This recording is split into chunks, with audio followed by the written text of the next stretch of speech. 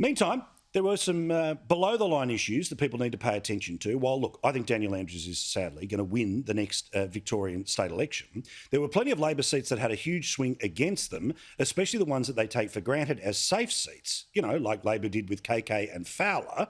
And these are the people who were locked down the hardest during the world's longest lockdown.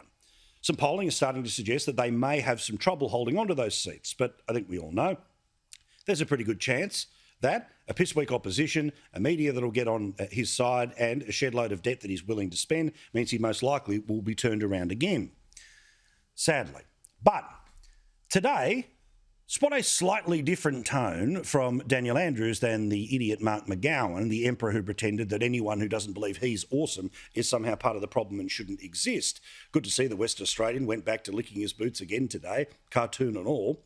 This is the same newspaper that said a couple of weeks ago that the Prime Minister didn't know his arse from his Albo. Oh, that's right. That's not a company you comment on every Monday night, is it? But also worth noting here is that Daniel Andrews has said he will not be an apologist for Anthony Albanese. I'm not some apologist for my party or any other party. Like, if it's good for Victoria, I'll say so. If we need more and we need to do better, then we'll be campaigning and fighting for that.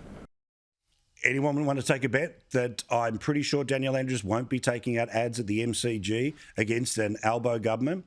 I'm pretty sure he won't be describing the Prime Minister as miserable, despite the fact that he gave the former Prime Minister billions of dollars to the businesses of Victoria to keep them alive. What garbage. You know, and I know how this works. He's a pushover when it comes to the premiers. He's a pushover when it comes to Biden. And he doesn't know what to say when it comes to China. Because, of course, Richard Marles, the acting Prime Minister, hasn't handed his homework to China yet for them to market.